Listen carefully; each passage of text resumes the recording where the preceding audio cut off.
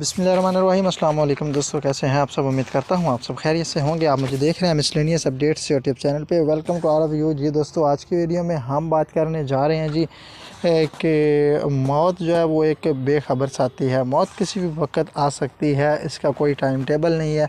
लिहाजा ऐसे अफराद जिन्होंने अपना PSR सर्वे तो टाइमली करवा लिया था, लेकिन खुदा न खास्ता वो इस अब दुनिया में नहीं रहे, वो फौत हो चुके हैं। अब उनके वरसा, उनके रिश्तेदार, उनके ब्लड रिलेशंस वाले उस चेक के तहत 10,000 की रकम किस तरह से वसूल कर सकते हैं ताकि वो उनके 10,000 किसी काम लग जाएं, किसी काम आ जाएं। तो उनको तरीक़ाकार बताऊंगा। उस तरीक़ाकार को इख्तियार करते हुए वो अपना चेक विथड्रा करवा सकते हैं।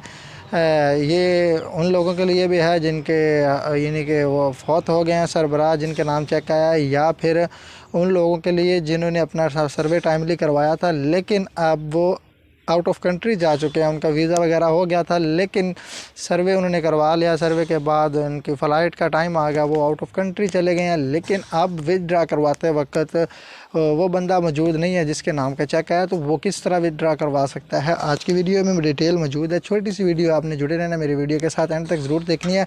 और छोटी सी रिक्वेस्ट है कि आपने मेरी वीडियो को शेयर करना है, लाइक करना है और उन दोस्तों तक पहुंचाना है जिनको इस वीडियो की ज़रूरत है, ताकि वो टाइमली अपना यूनियन कौंसिल से रब्ता करके और अपना चेक विथड्रा करवा सकें। चलते हैं वीडियो की तफसीलात में। जी दोस्तों, आपने करना इस तरह से है कि अगर आपके साथ भी कुछ इस तरह की सिचुएशन है जो मैं आपको पहले बता चुका हूं, तो आपने यूनियन कौंसिल जाना है। आपके पास रजिस्टर्ड नंबर होना चाहिए जिस नंबर पे PSR सर्वे करवाया है, और आपके पास ID कार्ड होना चाहिए उस बंदे का भी जिसके नाम पहले चेक आया है। और जो बंदा जा रहा है उसका रिश्तेदार जा रहा है, मतलब उसकी बेटी जा रही है, उसकी बेगम जा रही है, या उसका बेटा जा रहा है, या कोई उसका और ब्लड रिलेशन वाला जा रहा है, तो उसका भी ID कार्ड उसके साथ मौजूद हो, उसके ID कार्ड की कॉपी भी मौजूद हो, और वो यूनियन कौंसिल तशरीफ़ ले जाए।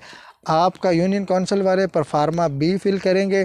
परफार्मा B फिल करने के बाद वो गवर्नमेंट की जानब भेजेंगे, और गवर्नमेंट वाले दोबारा से उसके नाम का चेक बना के भेज देंगे। और उस चेक बनाने का फ़ायदा ये होगा कि फिर जो उसका ब्लड रिलेशन वाला है, जिस बंदे ने चेक विथड्रा करवाना है, जो वरसा है, वो अपना चेक जब अपने नाम पे उसके चेक आ जाएगा तो वो इजीली उसको जाके विथड्रा करवा सकता है।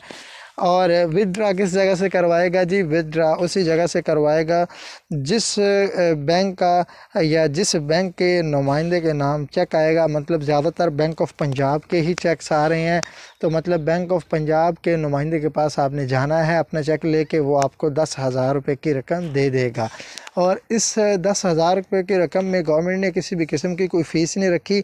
आपने अपने 10,000 पूरे वसूल करने हैं। अगर खुदा न खास्ता आपके साथ इस तरह की सिचुएशन पेश आई है तो फिर ये वीडियो आपके लिए है। फिर आप यूनियन कौंसिल जाके परफार्मा B फिल करवा सकते हैं।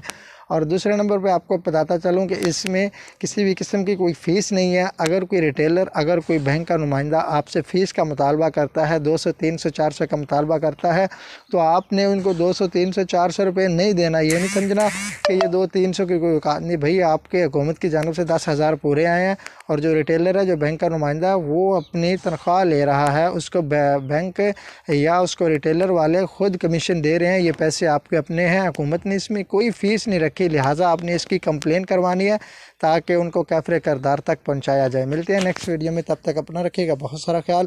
अपने होस्ट मोहम्मद सुहेब को दीजिए इजाज़त। अल्लाह हाफ़िज़।